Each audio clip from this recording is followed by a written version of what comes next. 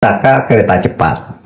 Nah, di situ ada beberapa keanehan. Misalnya begini, di dalam perjanjian itu saham Indonesia itu 60%, Cina 40%. Tetapi yang memimpin keseluruhan institusi ini, pejabat-pejabat strategisnya itu Cina semua. Bahwa jumlah tenaga kerja di situ 39.000 orang, kemudian yang untuk orang Indonesia itu 24.000 orang, tetapi dalam prakteknya itu sebagian besar patriark Cina yang terutama, kecuali tenaga buruhnya, tenaga kasarnya itu. Nah, itu kan tidak bagus juga. Saya mau komentari tentang Pak Mahfud yang sudah ribut juga soal ikut-ikutan bicara soal WUS. Nggak usah nyebrang ke sana sini, Pak. Bapak itu saya sudah bilang, ini sudah mau pensiun, pulang aja ke kampus ngajar sana. Jadi kalau salah ngomong, salah penafsiran orang gitu kan. Ini kan sekarang sedang apa ya? Sedang gencar-gencarnya orang mau marginalkan Pak Jokowi, mau mendowngrade Pak Jokowi. Masa Bapak ikut-ikutan? Bapak kan pernah di kabinet begitu lama. Kenapa Bapak nggak ngomong dulu kalau WUS itu 3 kali lipat di markup dan sebagainya? Kenapa baru sekarang? Udah gitu nggak pakai bukti lagi, kan jadi fitnah. Terus dibalik KPK suruh nyariin, loh Bapak ada buktinya nggak gitu. Nah, orang-orang yang pemikiran dengan Bapak tidak suka dengan Jokowi ya makin ngompor-ngompori. Ini Bapak itu kan profesor, intelektualitasnya luar biasa. Masa seperti itu? Malu-maluin aja Pak Mahfud ini gitu. Tafakur lah Pak, pulang sholat yang baik itu, jangan sholat pikirannya kemana-mana ya kan. Saya jadi agak lucu melihat konsep pemikiran mengurus negara seperti ini. Ini pokoknya utang aja lah, yang penting kita pakai baru. Tadi kan ini konsep konsep perang. Apalagi dibandingkan dengan konsep perang, semakin ngawur pemikiran itu. Dulu zaman perang, orang tidak takut mengorbankan nyawanya. Sekarang ada nggak yang berani mengorbankan nyawanya untuk membangun kereta cepat? Jokowi suruh korbankan nyawanya, sekarang bayar hutang. Berani nggak dia? Jadi dibandingkan dengan perjuangan kemerdekaan jauh sekali. Jokowi dulu. Loh, ini penggagasan Jokowi. Benar, sebagai apa? Dalam kapasitas kapasitasnya sebagai yang dukung dia siapa? Jangan bicara itu. Tidak semua kebijakan Jokowi didukung oleh PD Perjuangan. Siapa bilang? Siapa bilang? Di ujung terakhir kan, setelah kenikmatan itu sirna. Inilah pendapat-pendapat yang selalu tidak mau mengakui. Berani mengakui hari ini dari kader PDIP kan? Saya selesai mewakili PDIP. Saya selesaikan dulu, saya bicara. Saya di sini hadir sebagai politisi PD Perjuangan. Katanya proyek Bush ada markup dan korup. Lah bro, itu kerjasama internasional, bukan tender lokal. Tiap ada proyek besar, ujung-ujungnya selalu sama.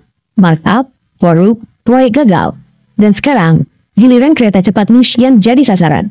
Tapi pertanyaannya, emang benar ada korupsi? Atau cuma kita yang males mikir? Nih, denger ya. Ini proyek internasional, duitnya bukan dari APBN langsung, tapi dari China Development Bank atau CDB. Dan yang cairin duit bukan pejabat, tapi bank luar negeri lewat sistem audit berlapis. Jadi kalau mau nyolong, lo harus ngebuk 3 negara, 2 bank, sama 1 auditor independen dulu. What bos? Duit Bush, mayoritas pinjaman dari CDB, dikasih bukan ke pemerintah, tapi ke perusahaan gabungan, KCIC atau Kereta Cepat Indonesia Cina. Isinya, BUMN Indonesia kayak KAI, Wijaya Karya, PT PN 8, plus China Railway International Co. Limited. Dana dicairin cuma kalau progres fisik terverifikasi lapangan. Kalau tiang belum berdiri, duit nggak keluar. Jadi markup di kertas nggak bisa lewat, kecuali lu pesulap. Nah, ini bagian paling nyebelin buat yang pengen nyolong. Auditnya tumpuk-tumpuk. Ada BPK dan BPKP dari Indonesia.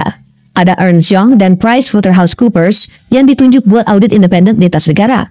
Ditambah audit dari CDB, Kementerian BUMN, Kemenhub, dan konsorsium KCIC.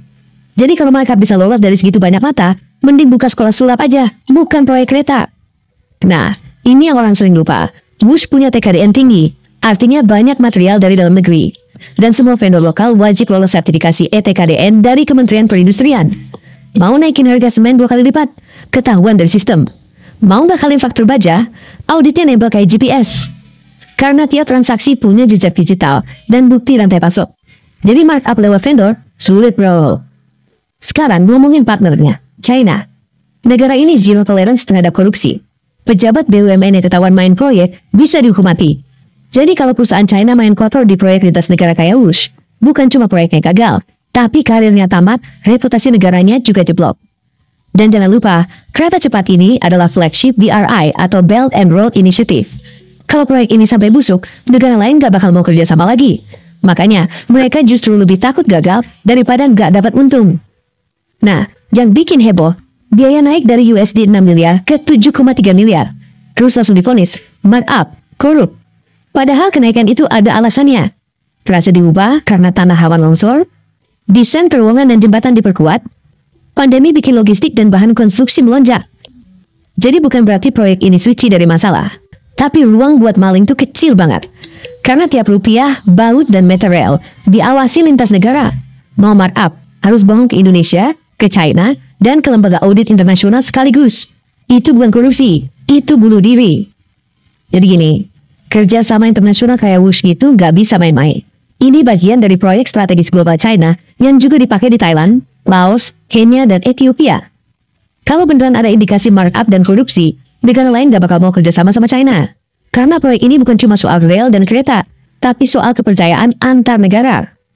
Jadi kalau masih ada yang bilang WUSH itu proyek lancakan, tanya balik aja. Auditnya udah baca belum? Atau cuma dengerin Mahfud MD? Sangat layak untuk penumpang internasional, apalagi memberikan kesan pertama buat Indonesia.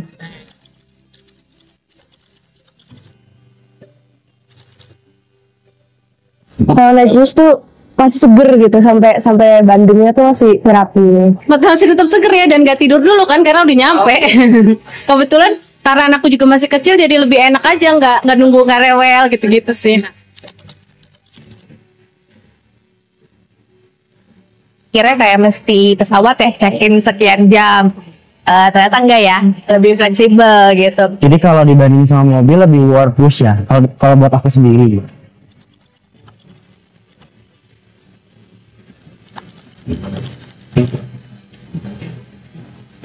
Menurut saya sih semuanya udah oke ya, bagus, fasilitas pelayanan juga saya kira, apalagi on time ya, sangat on time. Jadi itu penting banget sih untuk orang yang schedule-nya udah tertata semua kan, jadi keberangkatan semua on time. Kayak sekarang mau meeting jam 1, berangkat jam 10 itu masih oke gitu. Kalau dulu mungkin nggak mungkin harus berangkat subuh-subuh gitu.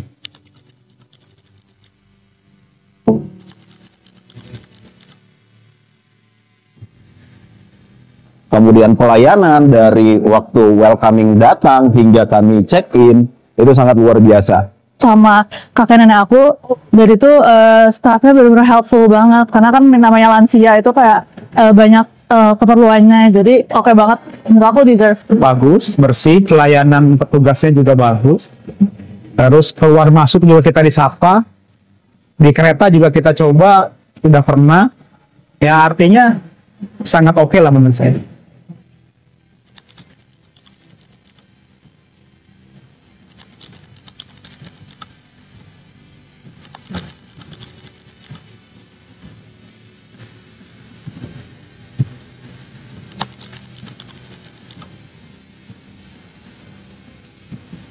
Sangat berguna banget ya buat banyak orang, terutama juga buat aku yang suka bolak-balik Bandung Jakarta atau Bandung Karawang.